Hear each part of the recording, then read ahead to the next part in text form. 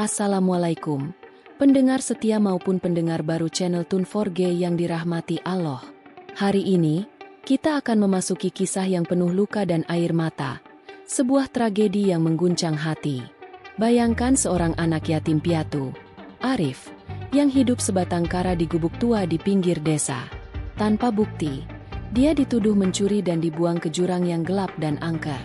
Namun, siapa sangka, desa yang menuduhnya mulai dilanda kejadian di luar nalar. Apa yang sebenarnya terjadi?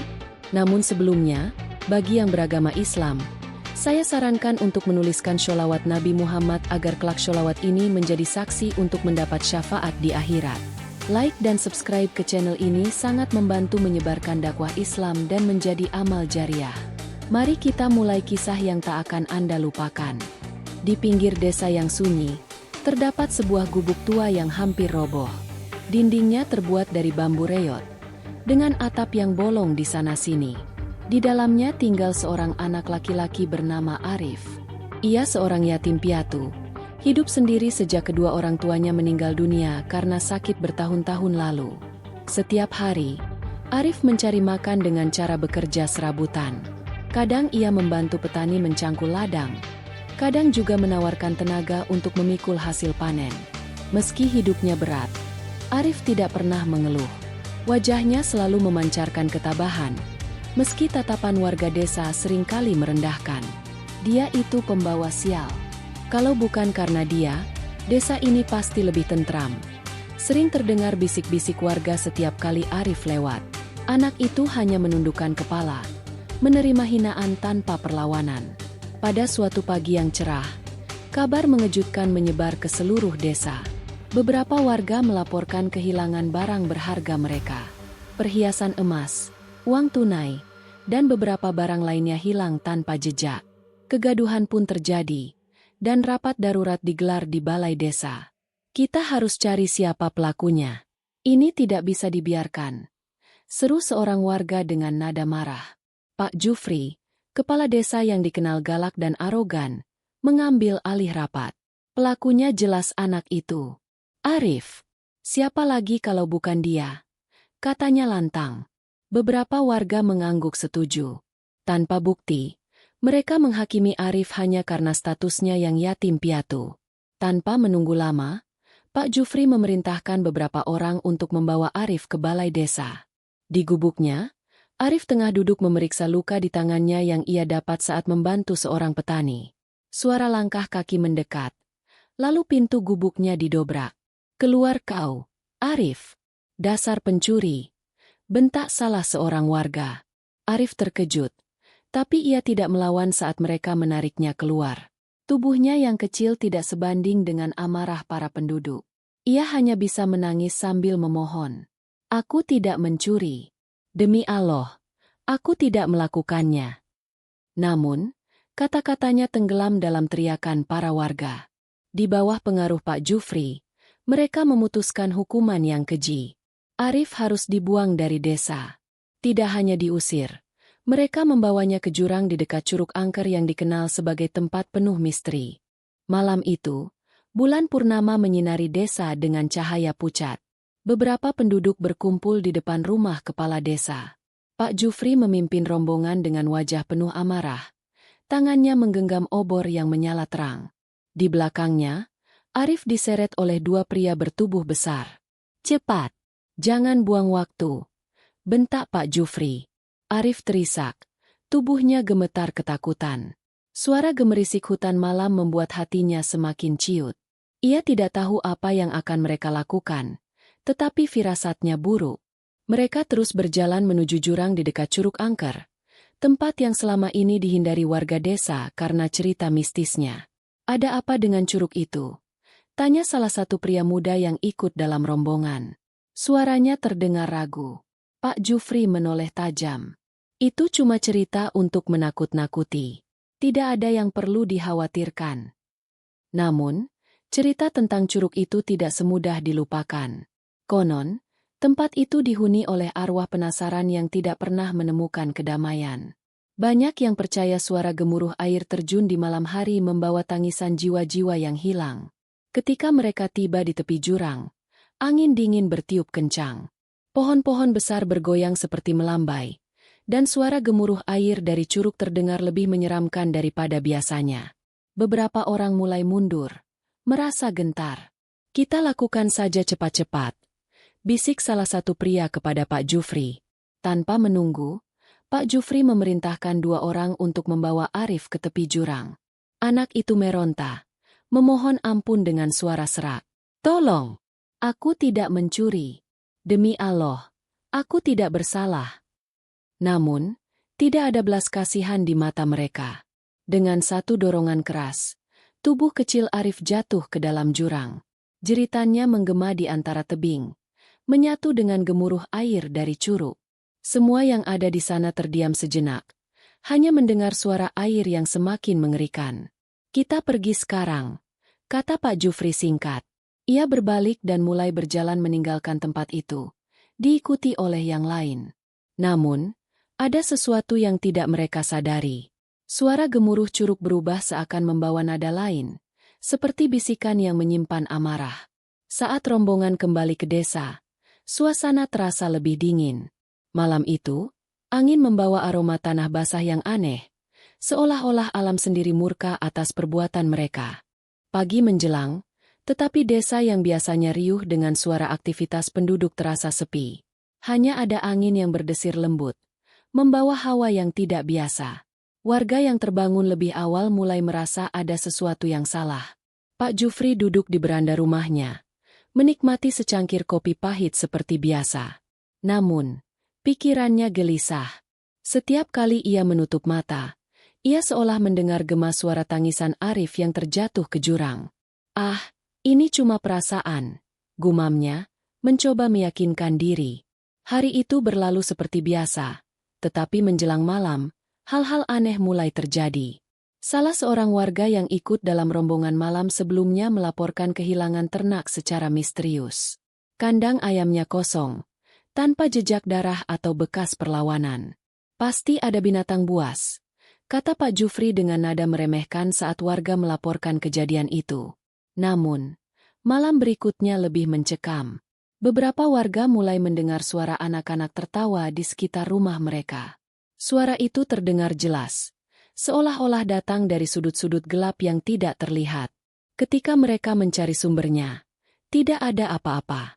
Di rumah Pak Jufri, gangguan semakin menjadi. Tepat tengah malam, ia terbangun oleh suara ketukan di pintu depan. Awalnya, ia berpikir itu warga yang membutuhkan bantuan, tetapi saat ia membuka pintu, tidak ada siapapun di sana. Ia menutup pintu dengan kasar, tetapi ketukan kembali terdengar, kali ini lebih keras. Ia mencoba mengabaikannya, tetapi suara itu berpindah ke dinding rumah. Ketukan bertubi-tubi memenuhi ruangan, seolah-olah rumahnya dikepung oleh sesuatu yang tak kasat mata. Pak Jufri mulai merasakan ketakutan yang tidak biasa. Ia memegang obor dan keluar untuk memeriksa. Di luar, suasana sangat sunyi. Angin berhembus kencang, membawa suara gemuruh air dari curug angker yang entah mengapa terdengar lebih dekat daripada biasanya. "Siapa di sana? Jangan main-main," teriak Pak Jufri dengan nada tegas, tetapi tangannya gemetar. Tidak ada yang menjawab. Yang terdengar hanyalah suara rintihan lirih, seperti anak kecil yang menangis di kejauhan. Pak Jufri membeku di tempatnya. Tubuhnya terasa lemas. Dalam hatinya, ia mulai teringat akan perbuatannya terhadap Arif. Namun, ia menggeleng keras. Tidak mungkin ada hubungannya. Ini cuma pikiran buruk. Ia berusaha meyakinkan diri, tetapi suara-suara itu tidak berhenti. Semakin malam, semakin jelas, dan semakin menyerupai jeritan memohon dari dasar jurang. Warga desa lain juga merasakan hal serupa. Ketukan misterius, suara tangisan anak-anak, dan bau anyir yang tiba-tiba menyelimuti rumah-rumah mereka. Situasi desa yang semula tentram kini berubah mencekam. Seminggu setelah kejadian di jurang, suasana desa semakin mencekam. Satu persatu, orang-orang yang ikut membuang Arif mulai mengalami kejadian yang tidak masuk akal. Suara-suara aneh yang menghantui desa kini menjadi lebih personal. Salah satu pria yang mendorong Arif ke jurang, Pak Samin, terbangun tengah malam karena mendengar suara langkah kecil di sekitar ranjangnya. Awalnya, ia mengira itu adalah anaknya yang mengigau. Namun, ketika ia menoleh, sosok anak kecil dengan wajah penuh luka berdiri di sudut ruangan. "Siapa kamu?" Suaranya gemetar. Anak itu tidak menjawab. Wajahnya tetap memandang lurus ke arah Pak Samin dengan tatapan kosong. Pak Samin mencoba berteriak, tetapi suaranya tertahan di tenggorokan. Ketika ia menyalakan lampu, sosok itu menghilang, tetapi bau busuk yang menyengat memenuhi kamar. Hari berikutnya, tubuh Pak Samin ditemukan di dapur oleh istrinya. Ia tergeletak dengan mata melotot, seolah-olah melihat sesuatu yang sangat menakutkan sebelum ajal menjemput. Warga yang melihat jenazahnya bergumam, "Ini pasti kutukan."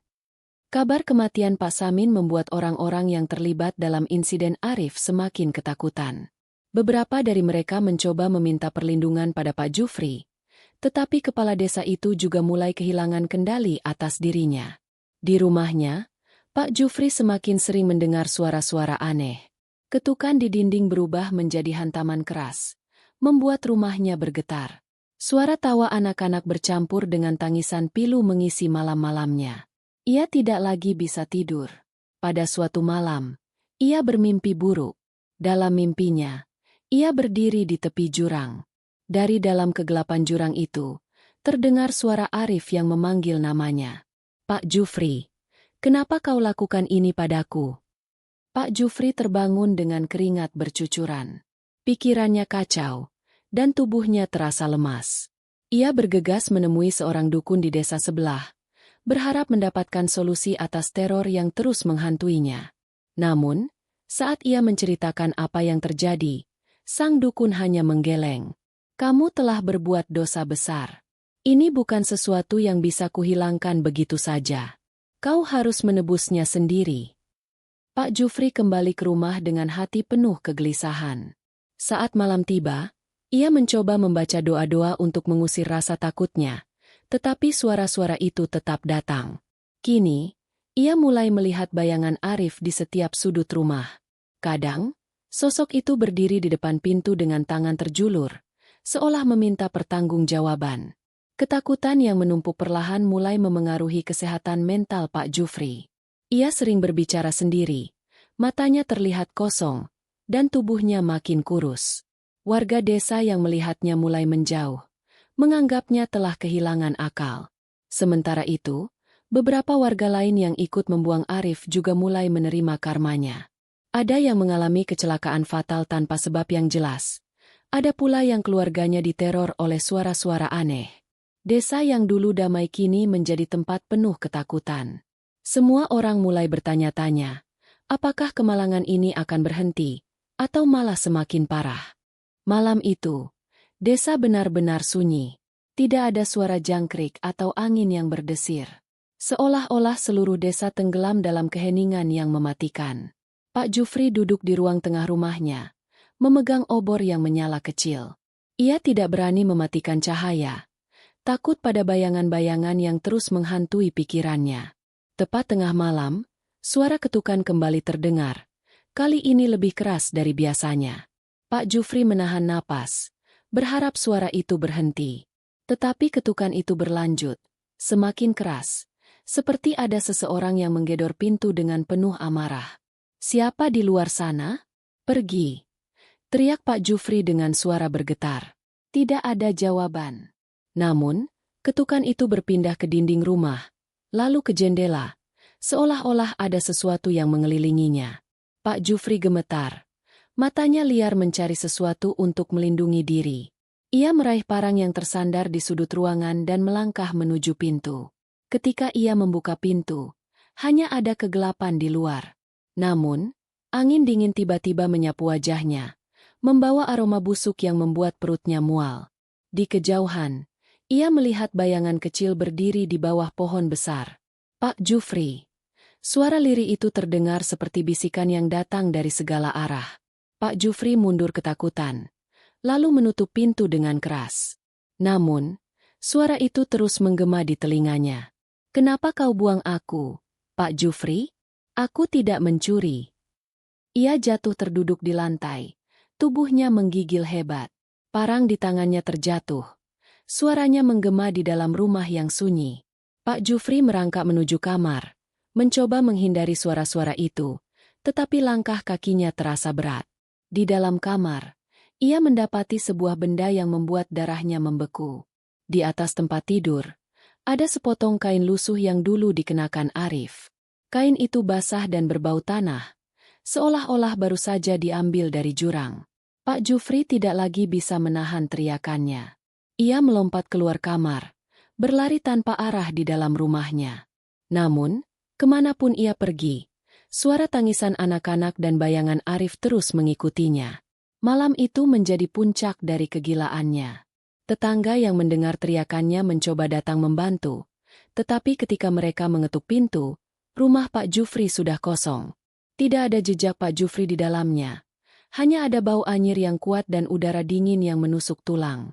Keesokan paginya, warga menemukan Pak Jufri di dekat Curug Angker. Ia terduduk di tanah dengan mata melotot dan bibir berkomat-kamit tanpa suara. Pak Jufri tidak lagi mengenali siapapun.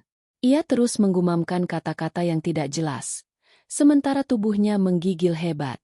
Warga desa yang melihatnya hanya bisa saling bertukar pandang. Mereka tahu, ini bukan lagi perkara biasa. Semua mulai yakin bahwa apa yang terjadi adalah bentuk balasan atas perlakuan mereka terhadap Arif. Namun, teror itu belum selesai. Masih ada mereka yang terlibat yang harus menerima ganjarannya. Kisah tentang kondisi Pak Jufri menyebar cepat ke seluruh penjuru desa. Warga mulai ketakutan, terutama mereka yang ikut menuduh dan menghukum Arif.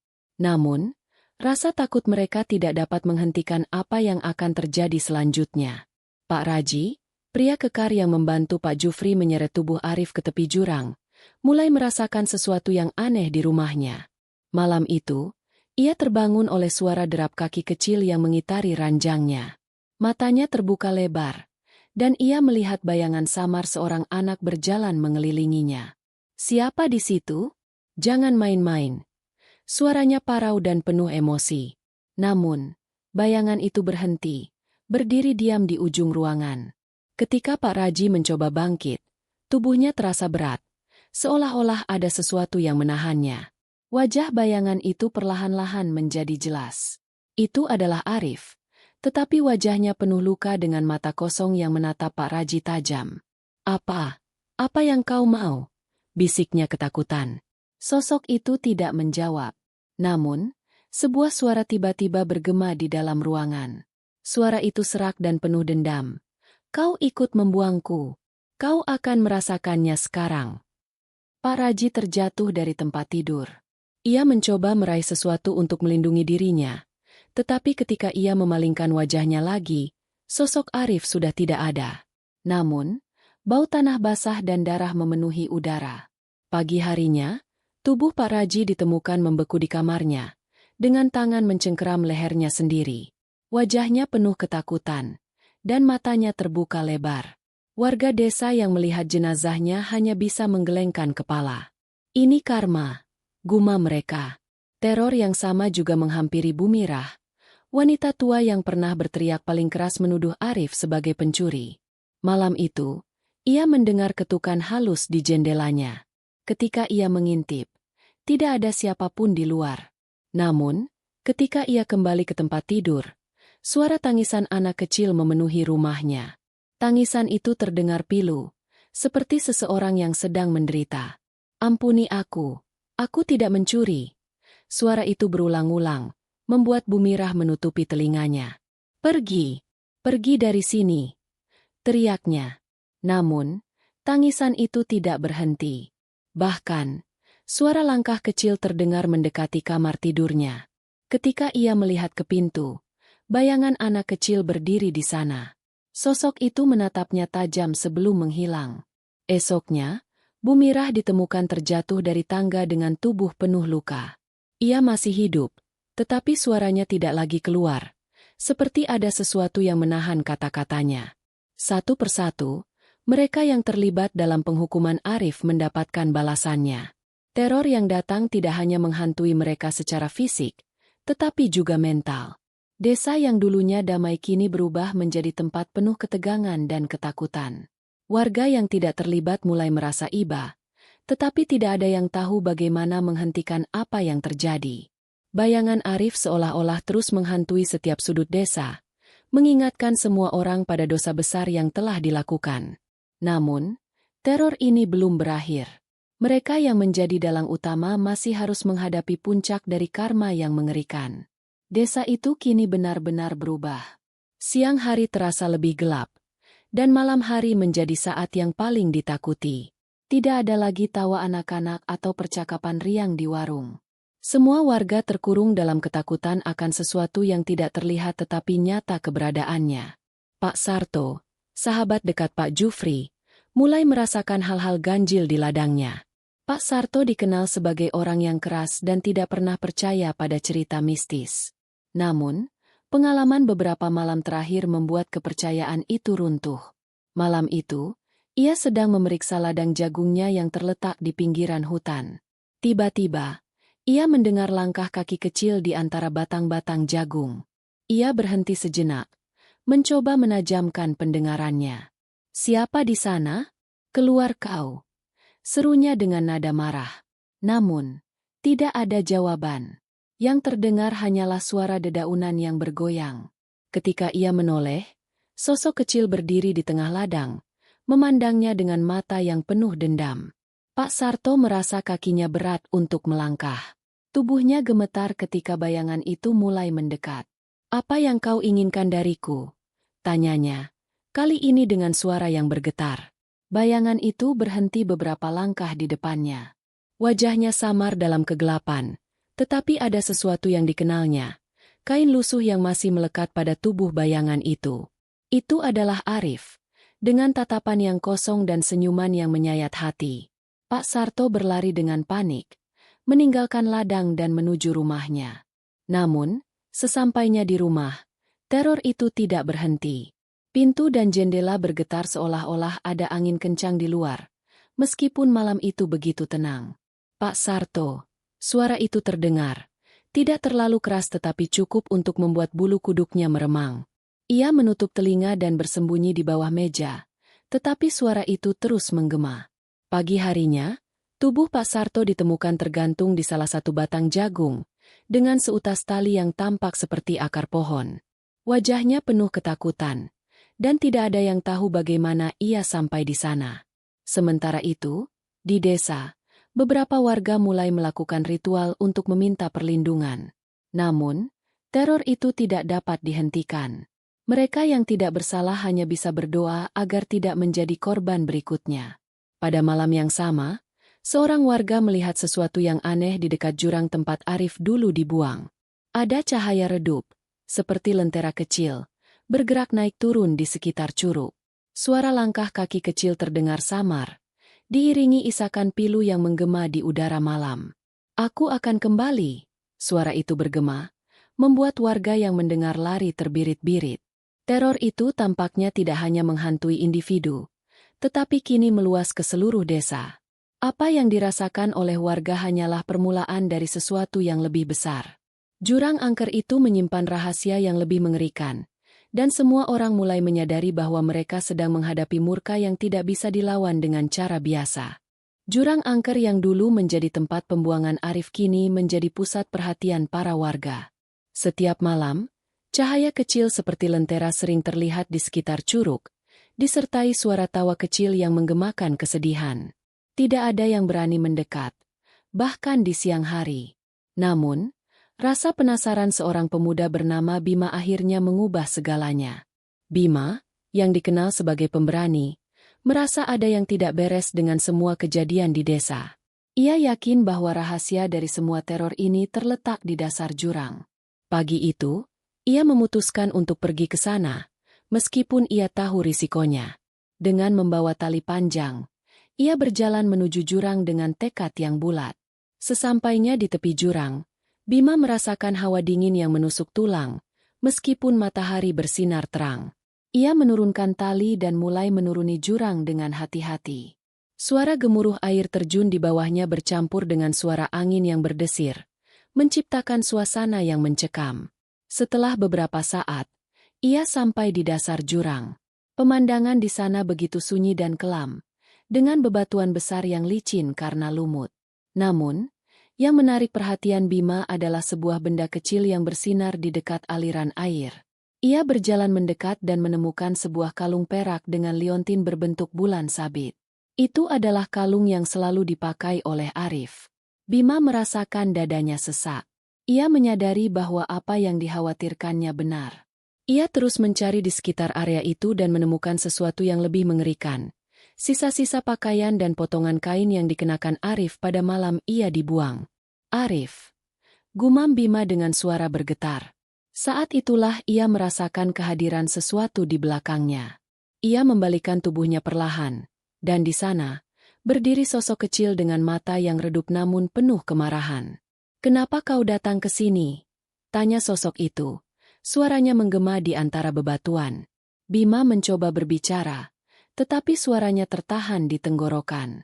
Ia hanya bisa menatap sosok itu dengan campuran rasa takut dan iba. Sosok itu mendekat, menunjukkan luka-luka yang masih jelas di tubuhnya. "Katakan pada mereka, aku tidak pernah mencuri," kata sosok itu sebelum menghilang, meninggalkan Bima dalam keheningan yang mencekam.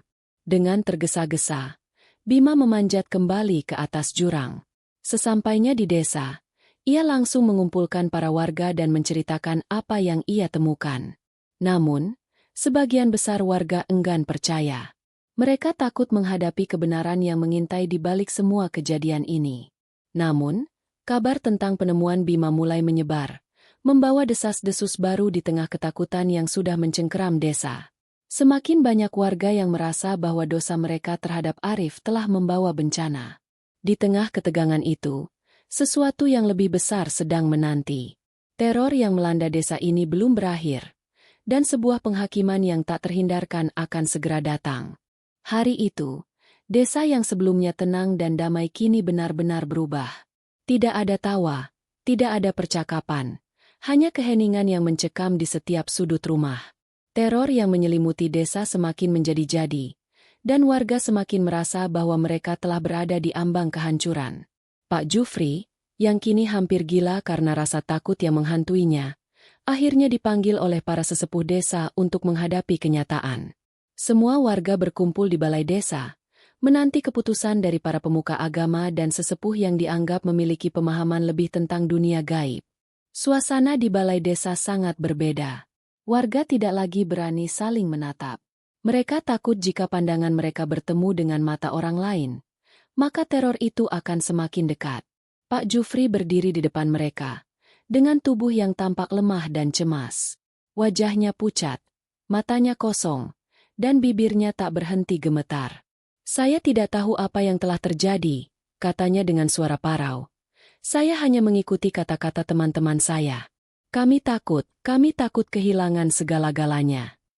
Namun, suara Pak Jufri terputus ketika sebuah suara lirih terdengar, menggema di seluruh balai desa. "Apa yang kalian takutkan? Bukankah kalian yang telah menghancurkan hidupku?" Semua orang terdiam. Itu adalah suara Arif. Warga mulai berteriak ketakutan, sementara Pak Jufri terjatuh ke lantai, tubuhnya gemetar tak terkendali. Sosok Arif muncul di tengah balai desa, dengan wajah yang penuh luka dan mata yang penuh dendam. Arif melangkah perlahan ke depan, menatap Pak Jufri yang terkulai di lantai. "Kenapa kau buang aku? Kenapa kau fitnah aku?" Suara Arif terdengar penuh dengan kepedihan yang mendalam. "Aku hanya seorang anak yang tidak memiliki apa-apa. Dan sekarang, lihatlah apa yang kalian lakukan." Pak Jufri merangkak mundur. Tidak bisa berkata-kata. Rasa takutnya sudah melampaui batas. Sosok Arif semakin dekat, dan di sekelilingnya mulai muncul bayangan-bayangan lain. Bayangan teman-teman Pak Jufri yang juga ikut membuang Arif ke jurang. Mereka semua terlihat penuh luka dan penderitaan. "Semua yang bersalah harus membayar," suara Arif bergema. "Kalian akan merasakan apa yang aku rasakan." Tanpa peringatan, sosok Arif mengangkat tangan, dan tiba-tiba balai desa dipenuhi dengan suara jeritan. Sosok-sosok yang pernah terlibat dalam membuang Arif satu persatu terjatuh. Tubuh mereka terbungkus kegelapan yang tidak bisa dipahami. Pak Jufri berteriak. Tetapi tak ada yang bisa mendengar. Matanya melotot ketakutan, tubuhnya semakin lemah, dan akhirnya ia jatuh terkulai, tak lagi bergerak. Warga desa hanya bisa menonton dengan ketakutan yang semakin dalam. Mereka tahu, penghakiman telah datang untuk mereka. Arif, dengan wajah yang penuh dendam dan air mata, akhirnya berkata, "Ini adalah akhir dari segala yang kalian lakukan." Sosok Arif perlahan menghilang, diikuti oleh bayangan-bayangan yang turut menghilang. Balai desa yang semula penuh dengan teror kini sunyi sepi, hanya menyisakan tubuh-tubuh mereka yang jatuh dalam keheningan yang mencekam. Sejak hari itu, desa tersebut tidak pernah lagi dihuni oleh siapapun. Semua yang terlibat dalam peristiwa ini, mulai dari Pak Jufri hingga teman-temannya, semuanya lenyap tanpa jejak. Desa itu menjadi tempat yang ditinggalkan, sebuah tempat yang terlupakan oleh waktu, namun selalu dikenang dalam bisikan angin yang berhembus melalui pepohonan hutan yang lebat. Dan di antara hutan itu, di dasar jurang yang gelap, Arif akhirnya menemukan kedamaian yang selama ini ia cari, membawa serta bayang-bayang mereka yang bersalah ke dalam keabadian. Hikmah cerita. Dari cerita ini, kita dapat mengambil pelajaran penting tentang keadilan, dosa, dan akibat dari perbuatan yang tidak adil. Dalam hidup, tidak ada satupun tindakan yang luput dari perhatian Allah. Setiap perbuatan, baik atau buruk, akan mendapatkan balasannya sesuai dengan kehendaknya. Seperti yang disebutkan dalam surah Al-Imran ayat 182. Ini adalah balasan yang diberikan kepadamu, disebabkan oleh apa yang telah kamu kerjakan. Ayat ini mengingatkan kita bahwa setiap tindakan, baik yang dilakukan dengan sengaja maupun tidak, pasti akan mendatangkan akibat yang sesuai.